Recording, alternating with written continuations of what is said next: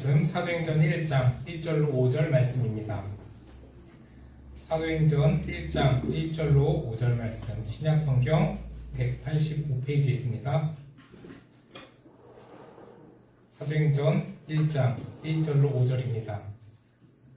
우리 제간절 여러분의 한 절 교독하겠습니다. 데오빌로여, 내가 먼저 쓴 글에는 무릇 예수께서 행하시며 가르치기를 시작함으로부터 그가 택하신 사도들에게 성령으로 명하시고 승천하신 날까지의 일을 기록하였노라. 그가 고난받으신 후에 또한 그들에게 확실한 많은 증거로 친히 살아계심을 나타내사 40일 동안 그들에게 보이시며 하나님 나라의 일을 말씀하시니라. 사도와 함께 보이사 그들에게 분부하여 이르시되 예루살렘 떠나지 말고 내게서 들과 가볼레아 가시는 것을 기다리라.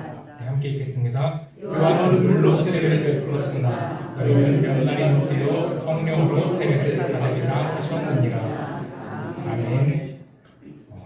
사도행전을 보면 이 초대교회의 모습들이 참 많이 나옵니다. 정말 배울 점도 많고 정말 또 많은 교훈을 주는 그런 교회들입니다. 그런데 우리가 이 사도행전, 특히나 이 신약 성경에 또 구약도 마찬가지지만 이 신약에 나오는 많은 교회들을 통해서 너무나 많이 배워야 될 점도 많고 또 본받아야 될 점도 많은데 우리가 사실은 보아야 될 것이 이 초대교회의 모습 자체뿐만은 아닙니다. 바로 이 더 중요하게 봐야 될 것이 초대교회를 통해 역사하신 성령의 역사입니다.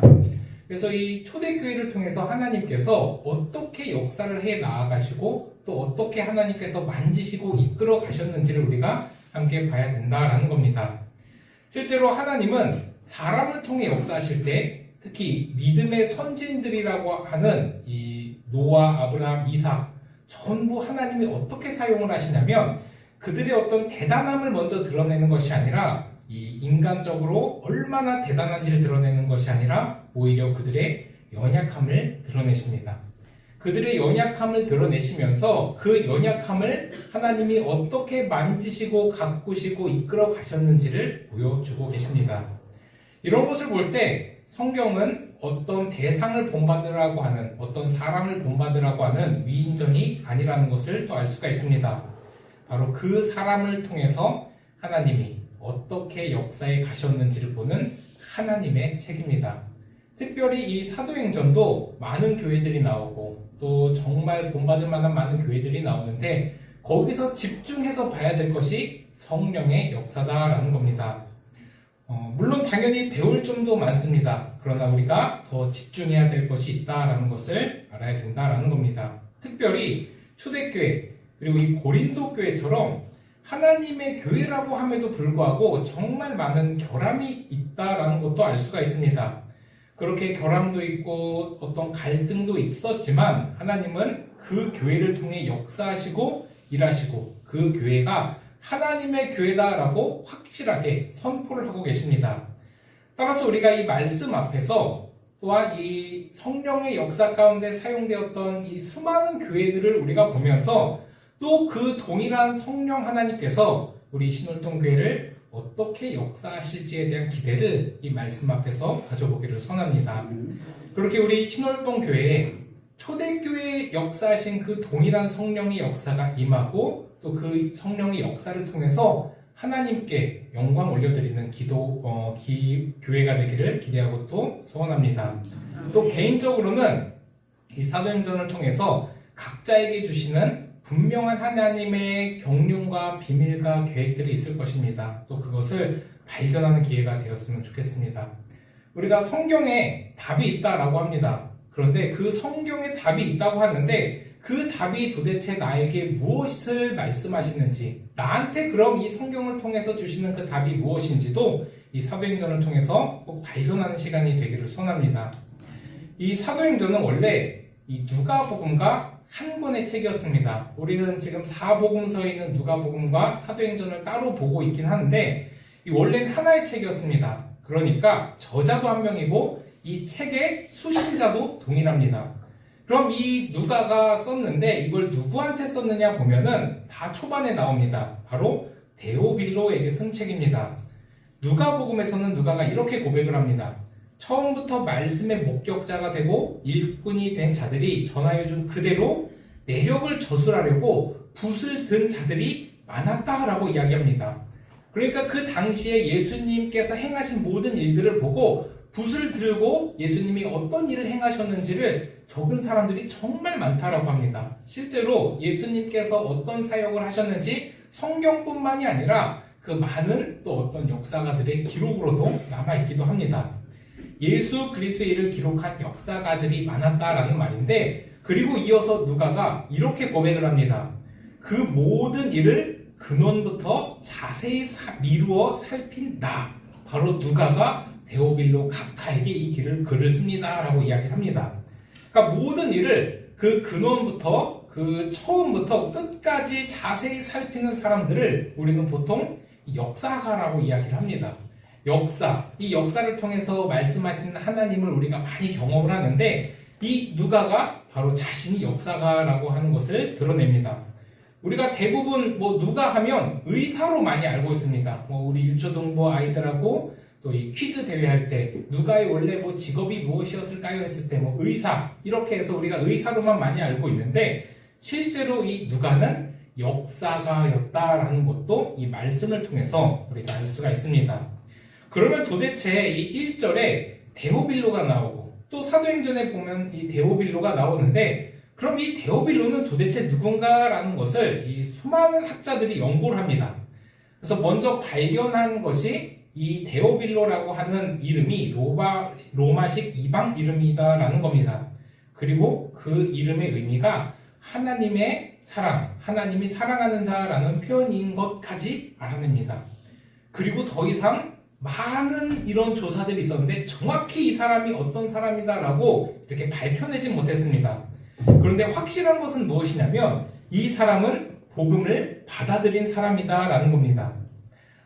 그래서 우리가 이 이름을 왜 지금 밝히고 넘어가냐라고 하면, 이 사람이 이방식 이름인데 그 당시에는 유대인들에게만 구원이 있다라고 외치던 그 시대에 이 글을 썼으니 또 이게 굉장히 의미 있는 그런 본문이기도 하고, 또 이 이름이 중요한 것, 이 이름 자체가 이방인을 대표하는 이름이고, 지금도 어찌 보면 이방인인 우리에게도 동일하게 주어지는 하나님의 말씀이기도 하기 때문입니다.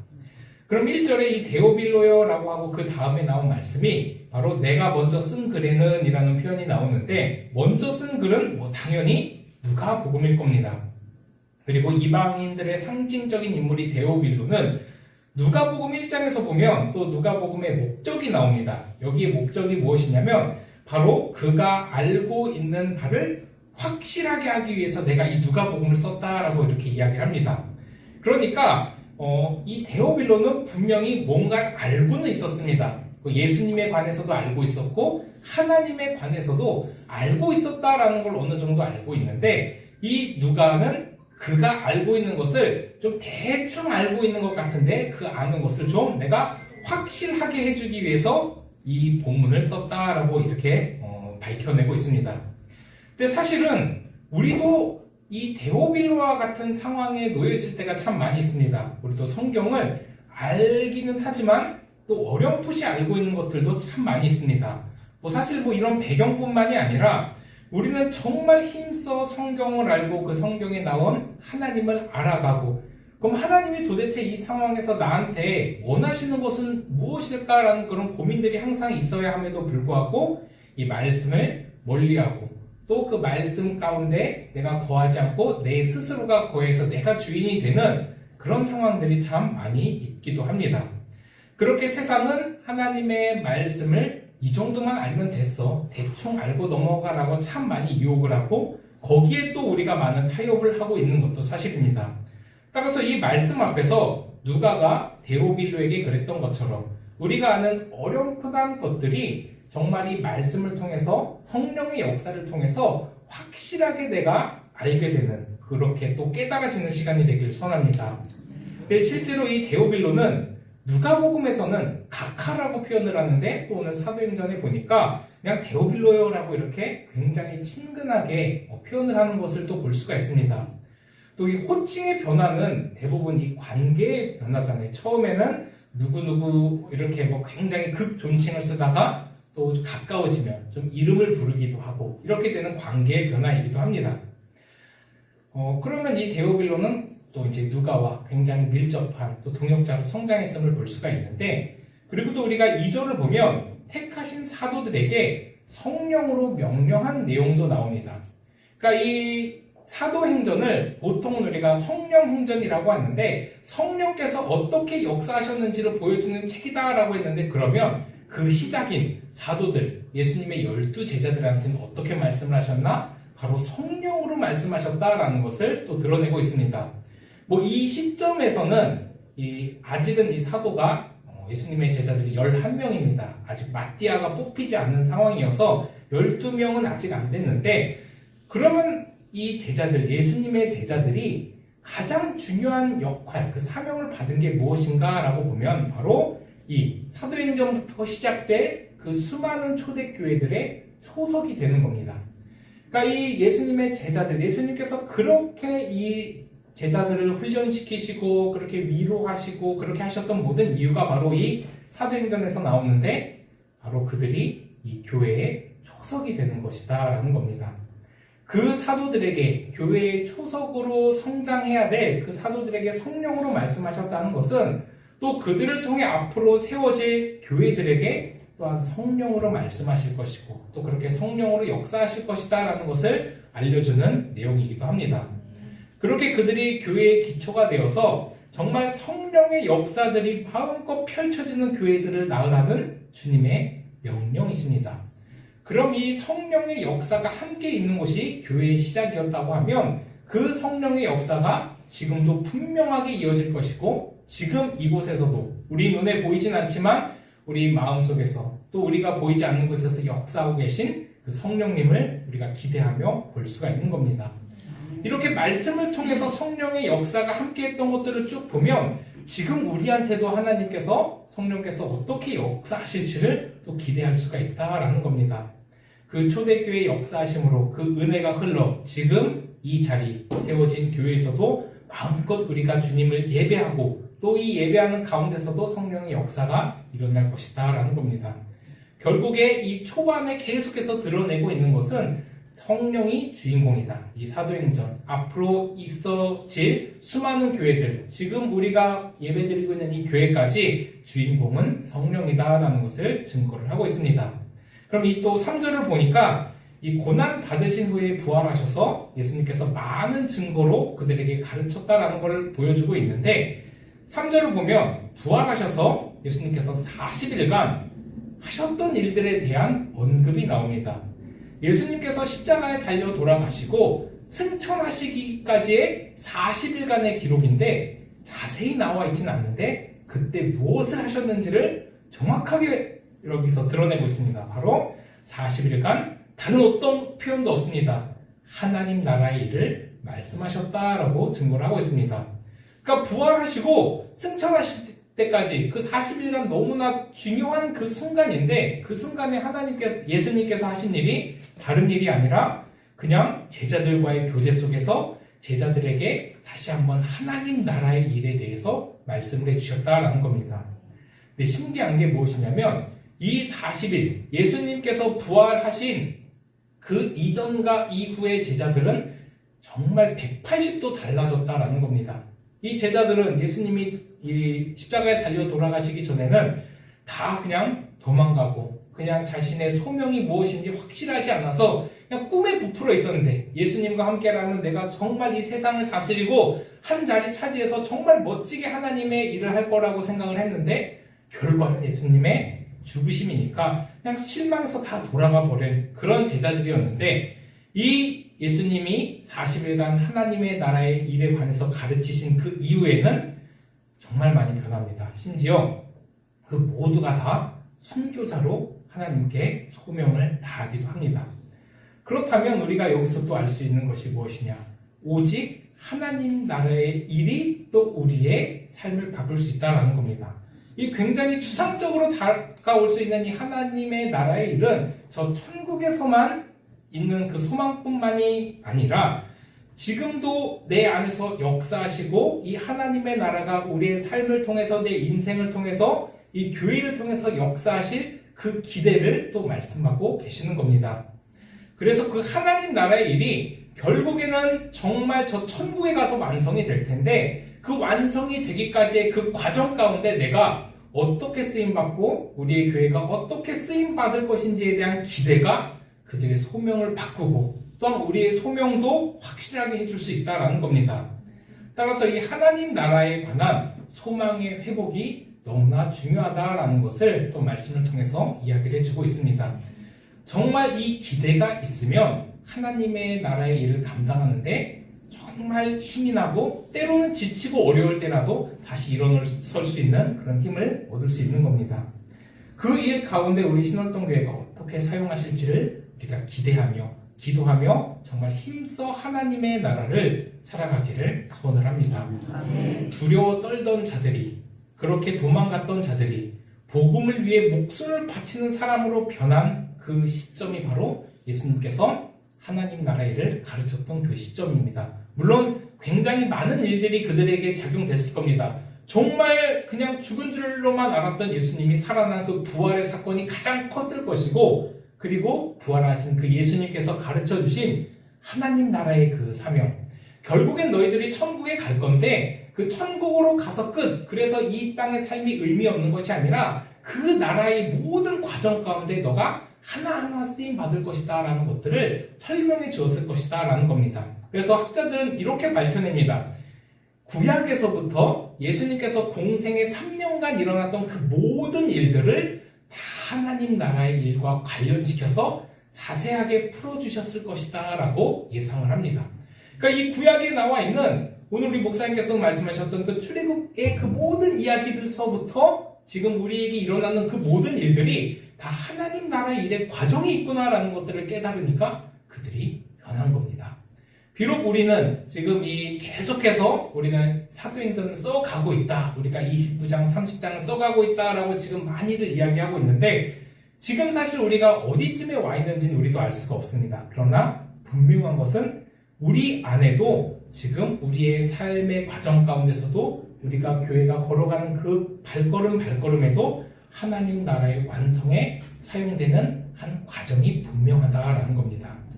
그렇게 예수님께서 하나님 나라의 비밀을 제자들에게 공유하시고 일을 하셨습니다. 예수님의 사역을 잘 보면 그 제자들을 현장으로 내보내실 때 그리고 예수님께서 승천하시기 전에 그냥 가라 그냥 가서 죽어라 라고 내보내지 않으십니다. 먼저 그 나라와 의를 깨닫게 하시고 성경을 알게 하시고 확실하게 너희들이 살아갈 그 목적에 관해서 깨닫게 하시고 내보내십니다. 그 중심에 이 하나님의 말씀이 있었던 겁니다. 예수님도 이 엠마오로 가는 그 두 제자들에 관해서 이야기를 하실 때 하나님의 나라 일을 자세히 막 풀어줬다라고 이야기합니다. 그때 어떤 일이 일어나냐? 그들의 마음속에 뜨거움이 일어납니다. 이 엠마오로 가는 두 제자들 중에 한 명은 글로바다라는 것을 우리가 압니다. 그런데 또 한 명이 누군지는 잘 나오지 않는데 아마 이 저자일 것이다 라고 하는 게 대부분 학자들의 이야기입니다. 그래서 이 누가일 것이다 라는 예측을 하는데 성경에서 100% 이야기하지 않았으니까 우리는 추측을 할 수밖에 없었잖아요. 그런데 이 누가가 이 말씀을 적을 수 있었던 가장 큰 하나의 이유가 무엇이냐면 하나님의 나라의 일이 깨달아졌을 때 그 마음이 뜨거워졌기 때문입니다. 이 누가가 정확하게 하나님의 말씀이 깨달으실 때 그 소명을 확인해서 마음이 막 뜨거워지고 두려움 없이 복음의 일선에 나갈 수 있었던 그 경험을 했기 때문에 정말 우리도 이 말씀으로 성령을 깨달아야 된다라는 그 선포를 하고 있는 겁니다.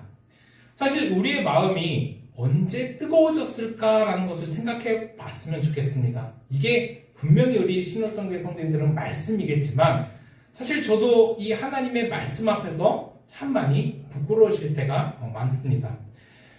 내가 좋아하는 일을 할 때, 기쁜 일을 할 때, 물론 그때도 마음이 뜨겁지만 성경에서 이 마음이 뜨거워지는 계기를 어떻게 이야기하느냐라고 이야기했을 때 하나님의 나라의 말씀이 깨달아질 때 우리의 마음이 뜨겁지 아니하더냐라고 이야기했던 것처럼 정말 이 말씀 앞에서 또 이 시점에서 우리의 마음이 이 말씀으로 뜨거워지기를 소원합니다. 근데 사실 우리의 말씀을 뜨겁게 해주는 다른 어떤 이런 도구가 사실 많지는 않습니다. 바로 물론 기도로, 찬양으로도 말씀이 이렇게 우리의 마음이 뜨거워질 수 있는데, 성경이 정확하게 마음이 뜨거워지는 하나의 이 증거를 이야기하는 게 바로 말씀이다라는 것을 드러내고 있습니다. 그래서 우리가 계속해서 말씀을 보고 이 말씀에 관한 시간들의 예배의 시간에 많은 비중을 차지하는 이유도 바로 여기에 있는 겁니다. 그렇게 우리가 하나님의 말씀으로 마음이 뜨거워지기를 소원합니다. 따라서 우리가 살 길은 어찌 보면 이 말씀밖에 없습니다. 물론 말씀, 또 기도, 찬양 모든 것이 다 중요하지만 이 말씀이 먼저 깨닫게 하기 위해서 하나님께서 어떤 이런 역사를 하셨고 또 그 말씀 한 구절 한 구절이 우리 안에 어떻게 다가올지를 하나님은 지금 계속해서 기대하고 계신다라는 겁니다. 그리고 이 말씀을 깨닫게 하기 위해서 우리에게 교회가 이제 하나님께서 은혜로 선물을 주신 것이 무엇이냐면 바로 5절에 성령으로 세례를 받으라는 겁니다. 이곳에서 우리는 아버지께서 약속하신 것을 기다려야 된다라는 것을 또 알 수가 있습니다. 분명 우리의 마음에는, 우리의 욕심에는 우리의 때가 있습니다. 하지만 분명한 것은 하나님께서 기다리라 하시고 하나님의 때에 반드시 너희에게 성령으로 세례를 베풀어 줄 것이다 라는 겁니다. 예수님의 승천과 함께 성령이 비둘기같이 오셔서 지금 우리에게까지 임해 있습니다. 성령님은 우리가 다 알다시피 보혜사, 파라크레토스입니다. 이 말은 항상 나의 옆에 계시는 분입니다. 항상 나의 옆에 계셔서 하시는 것이 보혜사 성령 말씀처럼 우리를 보호하시고 은혜를 주시고 마지막 가르쳐 주십니다. 우리를 계속 우리가 어떤 은혜를 받았는지 가르쳐 주시고 이 말씀을 통해서 계속해서 선포되는 말씀을 통해서 우리가 어떤 은혜를 받았는지를 계속해서 알려주고 계신다라는 겁니다. 이 분이 내 안에 오시기만 하면 또 절대 오직 가지도 않으시고 영원히 내주해 주고 계십니다. 우리가 사도행전으로 매주 고백하는 성령을 믿사오며라는 이 말이 바로 내 안에 영원히 계시는 성령님을 믿는다라는 그런 고백입니다. 우리는 그 사실을 믿습니다. 이 성령이 우리 안에 오시면 언제나 우리를 위로해 주시고 가르쳐 주시고 항상 말씀이 생각나게 해 주실 것입니다. 사실 성경이 정말 어렵다라고 이야기하는 게 뭐냐면 아무리 학문적으로 잘 알아도 성령이 깨닫게 해 주셔야만 깨달을 수 있는 책이기 때문입니다. 정말 많은 공부를 해왔다라고 하는 사람들을 만날 기회들이 참 많이 있었습니다. 제가 공부했던 바로 옆에 정말 위대한 신학자도 있었다라고도 이야기를 하고 그렇게 이야기를 해서 만나봤지만 사실 그렇게 학문적으로 너무 잘 알아도 성령이 깨닫게 해 주셔야만 깨달을 수 있다라는 이 사실을 어떻게 확신할 수 있냐면 그렇게 학문적으로 잘 알아도 구원의 확신이 없다라고도 이야기하는 사람도 있기 때문입니다. 심지어는 교수님임에도 불구하고 천국과 지옥이 실제로 있을지는 나도 모르겠다. 너무나 많은 공부를 해서 그를 미치게 하였는지 모르겠지만 정말 모르겠다라고 이야기하는 사람들도 있습니다. 이걸 통해서 알 수 있는 게 뭐냐? 우리가 성경을 깨닫고 믿어지는 것은 성령의 역사다라는 겁니다. 아무리 예수 그리스도가 우리를 위해서 이 땅에 오셨습니다. 예수님이 구원입니다라고 아무리 외쳐도 성령이 역사하지 않으면 그 말이 있음이 깨달아질 수가 없는 겁니다. 제가 어렸을 때 생각했던 건 제가 이겁니다. 참 내가 운이 좋다. 왜냐? 운 좋게 믿음의 집안에서 태어나서 어렸을 때부터 어머니한테도 말씀을 듣고 할머니한테도 말씀을 듣고 이렇게 말씀을 들으면서 자라났기 때문에 내가 운이 좋았구나라고 생각을 했는데 그게 아니었습니다. 성령께서 깨닫게 해주셨기 때문에 그 말씀을 받아들일 수 있었던 겁니다. 그렇게 성령이 깨닫게 해주시면 이 말씀이 너무나 즐겁고 꿀과 같은 것이다 라고 또 말씀해주고 계십니다. 이 하나님이 내 이성에 임하셔서 말씀을 반드시 깨닫게 해주실 것입니다. 그래서 우리가 이 말씀을 듣고 또 말씀을 한 주간에 실천하면서 살아갈 때 이 말씀으로 날마다 깨닫게 해주시고 말씀으로 또 살아가게 해주세요라고 기도해야 될 것입니다.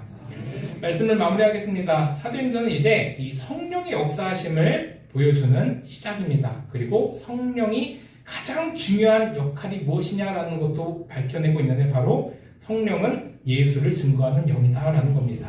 결국에 예수를 증거하는 것이 성령의 일이고 성령의 역사하심으로만 가능한 일이다라는 겁니다.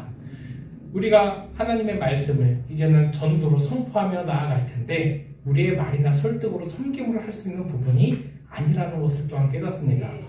그렇게 결국에는 성령님께서 미리 준비해 놓으실 것이고 성령님께서 미리 하나님께서 예비해 주실 것이고 그렇게 예비한 영혼들을 또 만나게 해 주실 것이고 그렇게 우리 교회를 통해서 하나님은 반드시 역사해 주실 것입니다.